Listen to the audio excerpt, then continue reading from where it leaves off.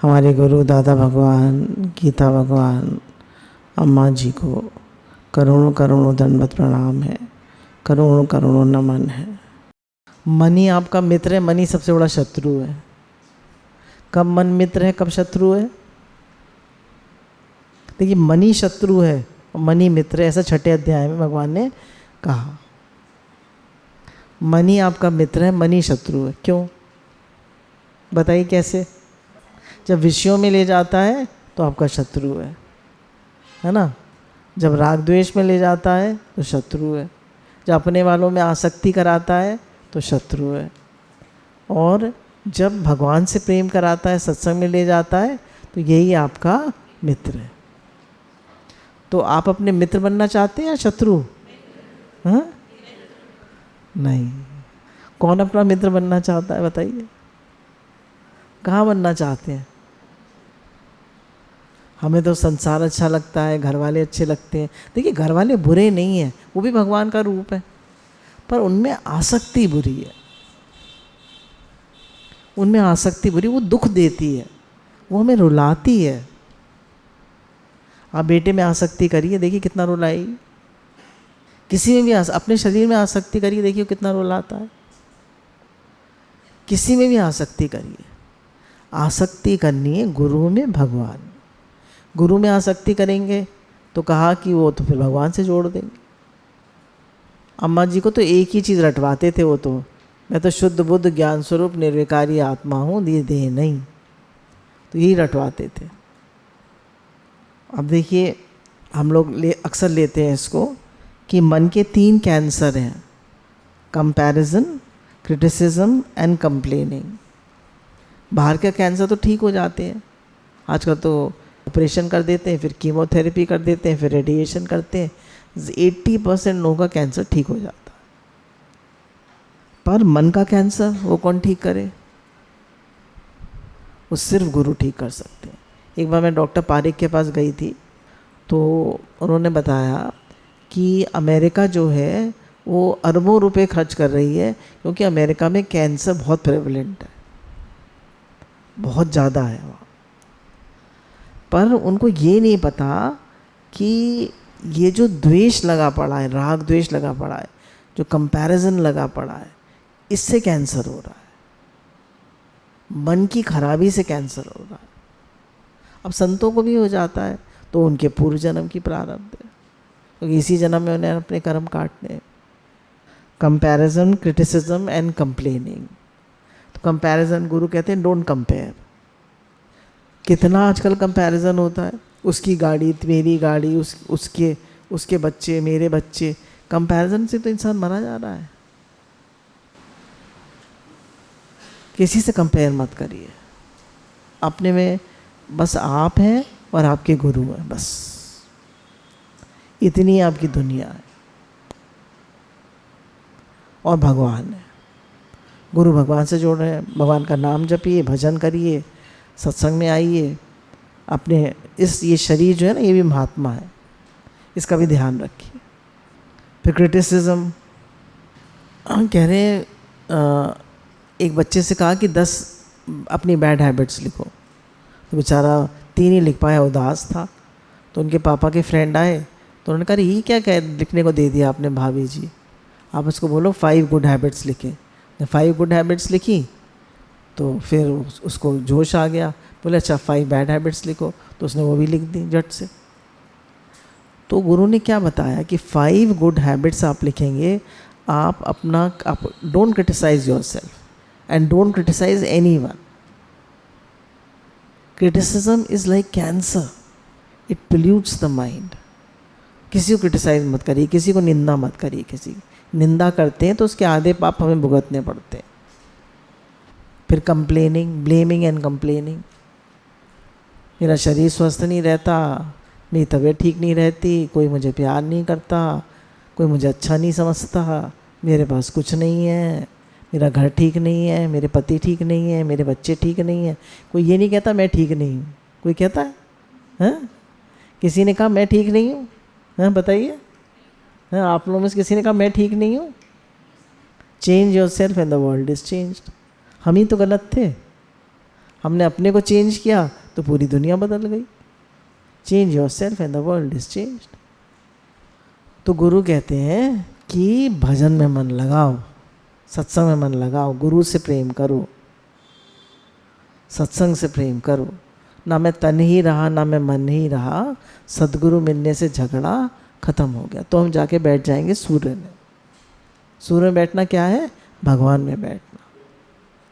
इस शरीर को भी छोड़ो, मन को भी छोड़ो, मतलब छोड़ो मतलब अलगाव करो, अलगाव करो।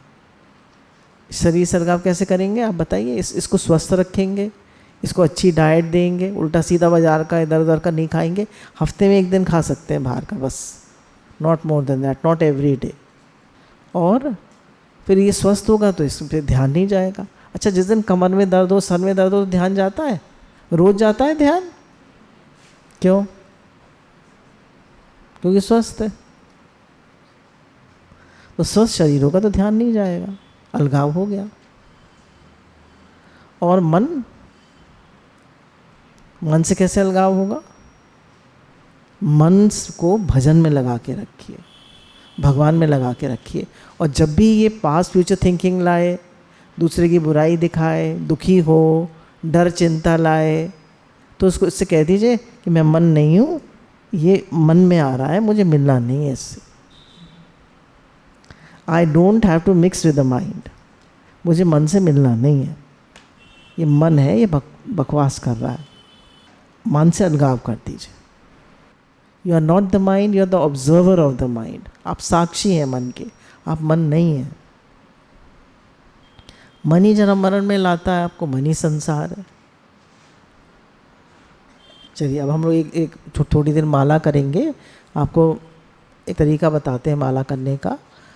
अपनी जीभ को अपने तालुए से चिपका लीजिएगा, ठीक है? और मुंह बंद कर लीजिए, ऐसे खोल के नहीं रखना मुंह को। देखिए, एक होता है साधारण जप, है ना, वाचिक जप, जिसमें को हम बोल बोल के करते हैं। एक होता है उपांशु जप, जिसमें अच्छा होठ हिलते हैं पर आवाज़ नहीं आती। पर एक होता है मानसिक जप। मानसिक जप में क्या होता है? मन ही मन हमारे जप चलता है। तो जो वाचिक जप होता है उससे 100 गुना ज़्यादा फल होता है मानसिक जप का। तो जब हम जीभ तालुए से चिपका लेते हैं तो पूरी तरह तो नहीं, पर काफ़ी हद तक हमारे मन में विचार भी नहीं आते हैं, और ये हमारा काफ़ी हद तक मानसिक जप हो जाता है। कोशिश करिए। देखिए, जीभ नहीं हिलेगी बिल्कुल आपकी, कोशिश करिएगा। तालुए से चिपका लिए जीभ को, मुश्किल नहीं है, इट इज़ वेरी इजी। आपकी जीभ बार बार नीचे आएगी, हिलने की कोशिश करेगी, आप फिर इसको ऊपर लगा लीजिए, करिए।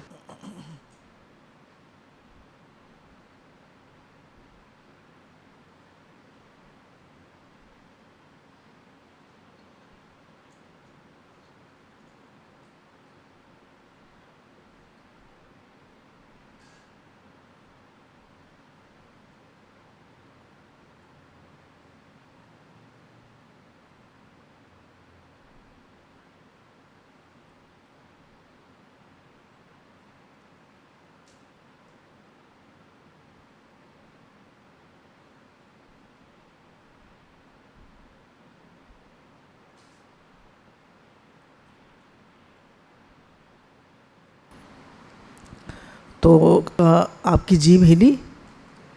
हैं? किस किस की नहीं हिली? हिली? यानी शुरू में नहीं हिली, फिर बाद में हिलने लगी। तो इससे फोकस बहुत अच्छा होता है, माइंड में थॉट्स बहुत कम आते हैं, स्पीड बहुत कम हो जाती है। जो हम कहते हैं ना, हम आधे शब्द तो खा जाते हैं, हरे कृष्ण कृष्ण हरे हरे, हरे राम राम राम हरे हरे, हरे कृष्ण कृष्ण हरे हरे, हरे राम राम राम हरे हरे। ऐसी तो करते हैं माला। इसमें ऐसे होगा, हरे कृष्ण कृष्ण कृष्ण हरे हरे, हरे राम राम राम हरे हरे। इसमें ऐसे होगा। इससे भी थोड़ा और हायर लेवल है कि जब हम भजन करते हैं तो 1-2 चीज़ें और कर सकते हैं, जो देखिए वही गुरु भगवान मुख से निकलवाएं जो इधर कोशिश करते हैं। क्योंकि कोशिश गुरु कृपा से ही होती है। जितना आप भगवान की कृपा, गुरु की कृपा महसूस करेंगे, उतनी और कृपा बरसेगी। जितना शुक्राना मानेंगे उतना और कृपा बरसेगी। खूब शुक्राना मानिए और खूब कृपा फील करिए, और हमेशा कहिए गुरु की कृपा है, गुरु की कृपा, गुरु की कृपा, गुरु की कृपा, है ना। गुरु भगवान के दोस्त हैं तो भगवान से कह देंगे वो।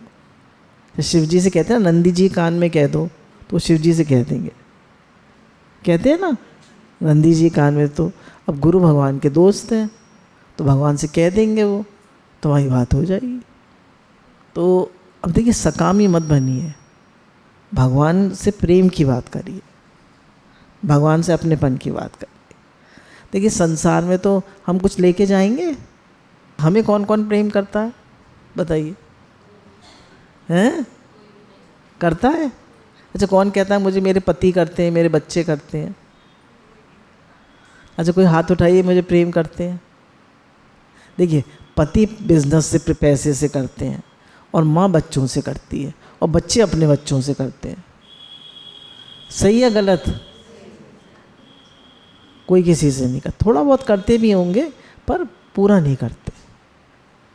पर भगवान हमारी जन्मों जन्मों की माँ है, और गुरु को हमारी बहुत फिक्र है। गुरु हमारे हितैषी हैं, कल्याण मित्र हैं, वो हमारे कल्याण मित्र हैं। कल्याण मित्र कैसे? हमारा कल्याण चाहते हैं। और कोई हमारा कल्याण चाहता है? पति चाहते हैं, बच्चे चाहते हैं, बेटा चाहता है, हमारे माता पिता चाहते हैं, ये बेटा तू साड़ी ले जा, तू सूट ले जा, तू पैसे ले जा, पर क्या तू भगवान का भजन कर ले? कोई कहता है आपसे? हैं? कोई कहता है? कोई नहीं कहता, कहेगा भी नहीं। तो गुरु हमारे कल्याण मित्र हैं, वो हमें भगवान से जोड़ते हैं, भगवान से प्रेम कराते हैं, भगवान से अपनापन कराते हैं, हमें भजन में लगाते हैं। और पैसे के लिए हम मरे जाते हैं, हाय पैसा, हाय पैसा, हाय पैसा। वो तो कहते हैं ना, हाय धन धन धन धन, अंत में क्या लिखा जाता है? निधन। कोई धन साथ जाता नहीं है, कोई प्रॉपर्टी साथ जाती नहीं है, कोई हमें प्यार करता नहीं है, तो किसके लिए जीवन गंवा रहे हैं? सोच के देखिए, किसके लिए जीवन गंवा रहे हैं? हर एक कोई अपने से प्यार करता है। कितने ऊंचे भाग हमारे, ऐसा सतगुरु पाया है, जलती हुई इस दुनिया में मिली ये शीतल छाया। भरे थे दुख ही दुख जिसमें, ये ऐसी दास्ता अपनी, मिला ना जब तलक ये दर, परेशान थी ये जिंदगी। तो सच में सच्ची बात है, मन से मिला हुआ व्यक्ति दुखी रहता है। क्या कहते हैं आप ये प्याला है या मन है या वो सूर्य है? पक्का? आप आत्मा है? पक्का? अभी ये शरीर और मन नहीं है? नहीं। मन तो रुलाएगा, मन रुलाएगा। कौन रुलाता है? दूसरा व्यक्ति रुलाता है या मन? हम ना रोना चाहें तो कोई नहीं रुला सकता। सतगुरु मिले हैं मसीहा जिसने रोग मिटाया है, जलती हुई इस दुनिया में मिली ये शीतल चाय। सतगुरु ने ही रोग मिटाया है। सबसे बड़ा रोग है मन। मन को हम सच मानते हैं। अच्छा, आप बताइए, हमारा बेस्ट फ्रेंड कौन है? गुरु, भगवान या मन? और हमने सबको सबसे बेस्ट फ्रेंड किसको माना हुआ है? मन को। सबसे ज़्यादा हम किससे मिलते हैं? और सबसे बेस्ट फ्रेंड कौन है? गुरु। गुरु हमारा संबंध भगवान से कराते हैं। कोई गुणवान या निर्गुण सभी अपनाए जाते हैं, गुरु सागर है दया का, दया बरसाए जाते हैं। जहाँ ने था जिसको ठुकराया, गुरु ने गले लगाया। जहाँ ने कैसे भी ठुकराया, हम पूछते हैं कहाँ से आए हैं, क्या नाम है, क्या कुछ पूछते हैं गुरु? कुछ नहीं, सबको अपनाते, सबको गले लगाते। अम्मा जी कहते थे, तुम्हारा और हमारा क्या नाता है? आप लोग बताइए, हमारा और आपका क्या नाता है? कहते थे, अगर तुम्हारा भगवान से प्रेम है तो हमारा तुम्हारा नाता है। अगर तुम भगवान से प्रेम नहीं भी है, तुम भगवान को चाहते हो, तुम्हारा लक्ष्य क्लियर है, तुम भगवान को चाहते हो, तो हमारा तुम्हारा प्रेम है। और नहीं चाहते हो तो क्या प्रेम? आप बताइए, सच्ची की झूठी? यहाँ बेचैन प्राणी को सब्र संतोष मिलता है, जो है बेहोश जन्मों से उन्हें भी होश मिलता है। बेहोश है ना, जन्मों से हम मन से मिले पड़े, घर परिवार संपत्ति धन, इसी को सच मान रहे, अपने शरीर को अपने मन को, इसी को तो सच मान रहे। बेहोश हैं हम जन्मों से।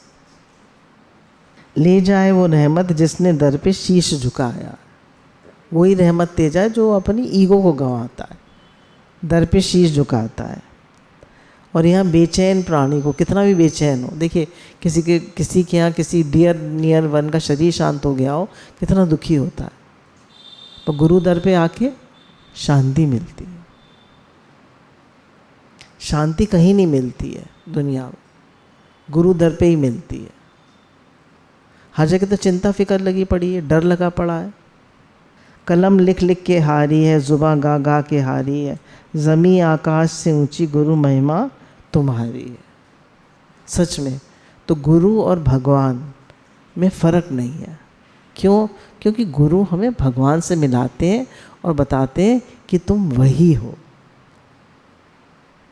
तुम वही हो, तुम भगवान के ही बच्चे हो। हमारे उपनिषद क्या कहते हैं? आई एम आत्मा ब्रह्म, है ना, आई एम आत्मा ब्रह्म। तो आत्मा ही ब्रह्म है और मैं वो हूँ।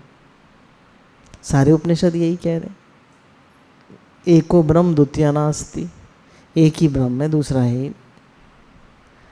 तो ऐसे सोचिए कि मन की मैचिंग क्या है, आप लोग बताइए, मन की मैचिंग क्या है? हैं? नहीं, घूमना फिरना, पिक्चर देखना, खाना पीना, हैं, घरवाली, बच्चे, मन की मैचिंग है? हैं? मन की मैचिंग क्या है? जोर से बोलिए। गुरु भगवान, वे गुरु ही भगवान से मिलाते हैं, तो वही मन की मैचिंग। और कोई मन की मैचिंग है नहीं। मन अगर लय होगा, मन को अगर शांति मिलेगी, मन नहीं रहेगा, ना मैं मन ही रहा, ना मैं तन ही रहा, सद्गुरु मिलने से झगड़ा खत्म हो गया। अगर कहीं मन को शांति मिलेगी तो वो गुरु के पास ही मिलेगी, सत्संग में ही मिलेगी, और कहीं नहीं मिलेगी। तो मन लय होता है सिर्फ गुरु के पास, सत्संग में और भगवान में, कहीं लय होता ही नहीं है मन। तो मन की मैचिंग परमात्मा है।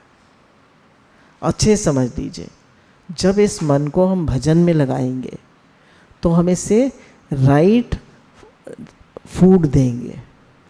सत्संग में लगाएंगे, भजन में लगाएंगे तो हम इसे राइट, जैसे कहते हैं ना, अच्छी डाइट लो, अच्छी डाइट। तो मन की अच्छी डाइट क्या है? मन की अच्छी डाइट है सत्संग, भजन, गुरु का सानिध्य। देखिए, अगर किसी का गुरु से अनन्य प्रेम हो गया तो उसकी मुक्ति तो सहज हो गई। कैसे? क्योंकि देखिए, उसका आधा संसार तो ऐसे ही छूट गया। हमारी किस में आसक्ति होती है? घरवार सबसे ज़्यादा अपने शरीर, फिर अपने मन में, अपने ही मन में, है ना। मेरा मन जो कहे, मेरा मन चाहे ये कहे चाहे वो कहे, है ना। तो मन में आसक्ति होती है, फिर घर वालों में होती है, फिर पैसे में होती है, फिर अपने नाम शोहरत में होती है। अगर गुरु में आसक्ति हो जाए तो गुरु तो सब छुड़ा देते हैं, सत्संग में लगा देते हैं, भगवान में लगा देते हैं। अम्मा जी को हो गई, गीता भगवान से प्रेम हो गया। तो भाग्यशाली होते हैं वो लोग जिनको गुरु से प्रेम होता है, तो उसमें घर की आसक्ति, अपनी आसक्ति सहज ही छूट जाती है, सहज छूट जाती है, उसको छोड़ाना नहीं पड़ता। गुरु भगवान के अनंत अनंत शुक्राना।